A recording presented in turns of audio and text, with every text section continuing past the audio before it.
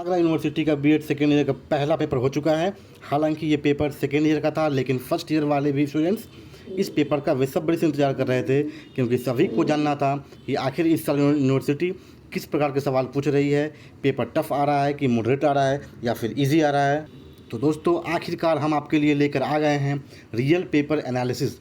आज हम जानेंगे पेपर का लेवल कैसा रहा, किस तरह के सवाल ज़्यादा पूछे गए, क्या स्टेटमेंट वाले सवाल ज़्यादा आए या फर्स्ट ईयर वाले को इससे क्या सीख लेनी चाहिए। सबसे पहले अगर आज आप पेपर की बात करें तो काफ़ी सारे सवाल बहुत ही आसान थे। कुछ क्वेश्चन तो इतने सिंपल थे कि सिर्फ फुल फॉर्म पूछ लिया गया था। इसके अलावा 2-4 सवाल बिल्कुल सेम ऑप्शन के साथ रिपीट भी थे। हाँ, 2-4 क्वेश्चन में टाइपिंग मिस्टेक्स भी देखने को मिली। अगर ओवरऑल देखा जाए तो पेपर मॉडरेट से भी नीचे लेवल का कहा जाएगा। सीधे शब्दों में कहें तो पेपर इजी आया था। कई क्वेश्चन तो सिर्फ कॉमन सेंस और ऑप्शनल एलिमिनेशन से भी बन जा रहे थे। अब बात करते हैं फर्स्ट ईयर वालों की। तो दोस्तों, सबसे पहले आप लोग बिल्कुल भी टेंशन मत लीजिए।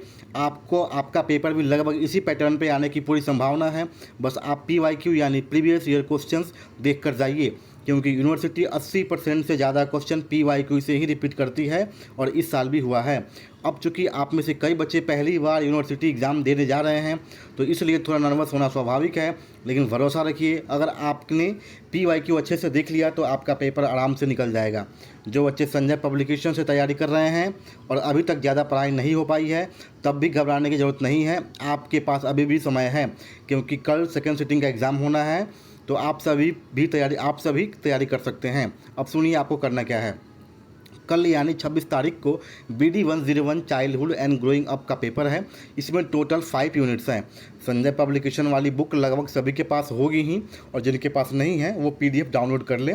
अब हर यूनिट से कम 100 क्वेश्चन एक बार दौड़ देख लीजिए। नहीं हो पाए, अगर वीडियो लेट से देख रहे हैं तो कम से कम 50 क्वेश्चन देख लीजिए। ज़रूरी नहीं है कि सब याद हो ही जाए, लेकिन अगर सवाल आपकी आंखों से गुजरा हुआ रहेगा तो एग्ज़ाम हॉल में ऑप्शन एलिमिनेशन लगाने में काफ़ी आसानी होगी और सही आंसर निकालने में चांसेस बढ़ जाएंगे। अब एक बहुत इंपॉर्टेंट सवाल कई बच्चे पूछ रहे हैं, सर ये 80 क्वेश्चन वाला क्या माजरा है। तो आइए इसे आसान भाषा में समझिए। एग्ज़ाम में टोटल 100 क्वेश्चन आते हैं, लेकिन आपको सभी 100 क्वेश्चन अटेम्प्ट नहीं करने हैं।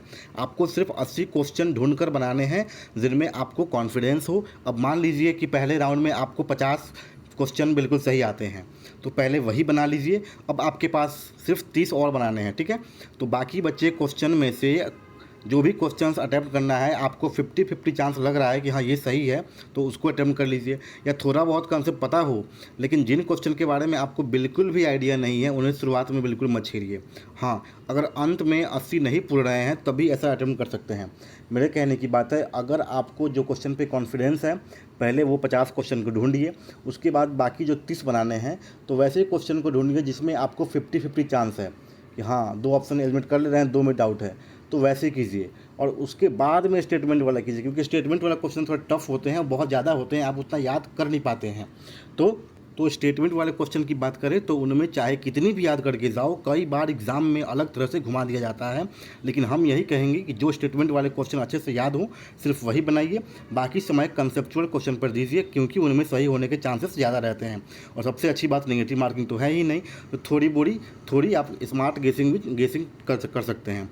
लेकिन सबसे इंपॉर्टेंट बात, OMR सीट बहुत ध्यान से भरना। OMR सारे बच्चे क्वेश्चन सही तो कर लेते हैं, लेकिन OMR गलती भर देते हैं, जिसकी वजह से रिजल्ट पेंडिंग में चला जाता है या बहुत बड़ा गड़बड़ हो जाता है। इतनी मेहनत, इतनी समय, पैसा लगाने के बाद अगर सिर्फ जल्दबाजी में OMR गलत हो जाए तो बिल्कुल सही नहीं है। तो समझ में ना आए, इन्विजिलेटर से पूछ कर ही फिल करें, लेकिन ढंग से फिल करें। टाइम की चिंता बिल्कुल मत करिएगा, क्योंकि टाइम पूरा मिलता है। काफ़ी बच्चे तो 1.5 घंटे में ही बना के चले जाते हैं। तो दोस्तों, ये थी आपकी लास्ट मिनट टिप्स आपके बड़े भाई की तरफ से। अगर इसके अलावा आपको कोई डाउट हो तो कमेंट में पूछ लीजिएगा, हम आपको जरूर रिप्लाई करेंगे। Thank you for watching. Signing off, Sachin.